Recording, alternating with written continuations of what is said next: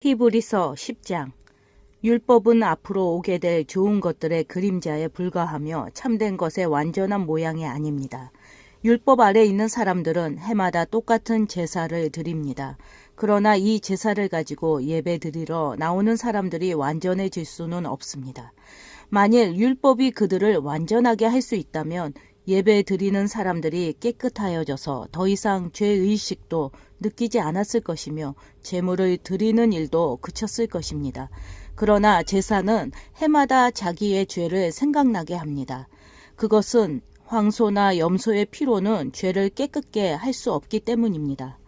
그래서 그리스도께서 세상에 오셨을 때 이렇게 말씀하셨습니다. 하나님께서는 제사와 예물을 원하지 않으시고 나를 위해 한 몸을 예비하셨습니다. 또한 태워드리는 제사인 번제와 죄를 씻는 제사인 속죄제도 기뻐하지 않으십니다. 그때 내가 말하기를 하나님 보십시오. 나에 관해 율법책에 기록된 대로 하나님께서 내게 원하시는 일을 하러 왔습니다.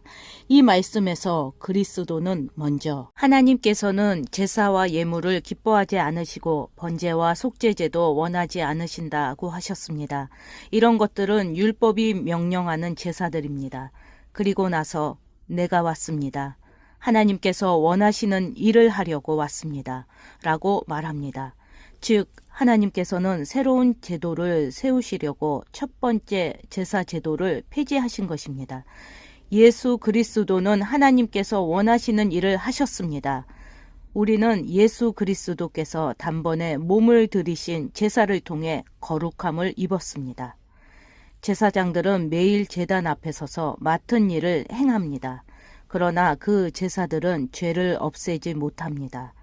그리스도께서는 죄를 위해 단 한 번의 제사를 드리시고 하나님 오른쪽에 앉으셨습니다.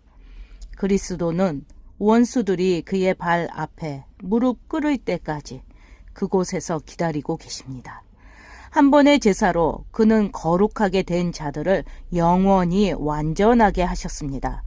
성령께서 또한 우리에게 이것에 관해 말씀하십니다. 나중에 내가 다시 이스라엘 백성과 함께 새 언약을 맺을 것이다. 내가 나의 가르침을 그들의 마음속에 새기고 그들의 가슴에 기록할 것이다. 또 말씀하십니다. 그들의 죄와 악한 행동을 내가 다시는 기억하지 않을 것이다. 이런 죄와 악한 행동을 용서받았기 때문에 더 이상 죄를 위한 제사는 필요하지 않게 되었습니다. 그러므로 형제 여러분, 우리는 예수님의 피 때문에 자유롭고 담대하게 지성소로 들어갈 수 있게 되었습니다. 우리는 예수님께서 우리를 위해 열어주신 새로운 길로 들어갑니다. 그것은 그분이 자신의 몸인 휘장을 찢어 생명의 길로 열어놓으신 곳입니다. 또 우리에게는 하나님의 집을 다스리는 위대한 대제사장이 계십니다. 그러니 진실한 마음과 확실한 믿음을 가지고 하나님께 가까이 나아갑시다. 우리는 죄책감에서 깨끗해지고 자유로워졌으며 맑은 물로 몸이 씻겨졌습니다.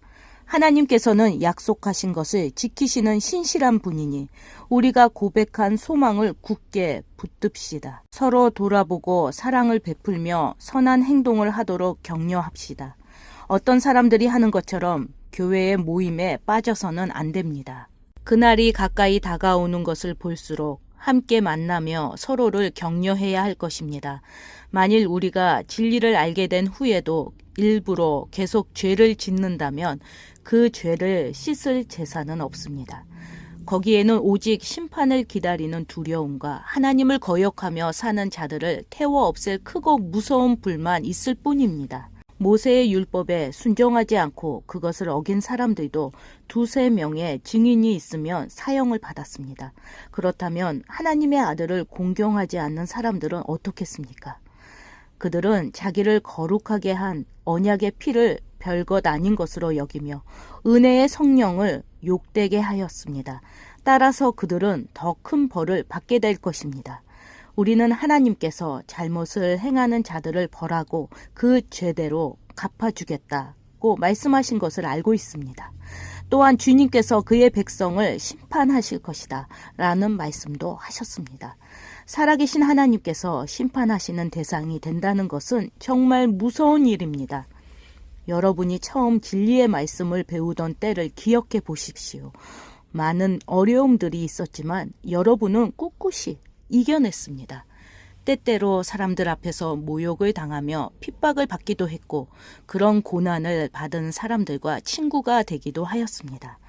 옥에 갇힌 자들을 도와주고 여러분이 가진 것들을 빼앗겨도 기뻐하였습니다.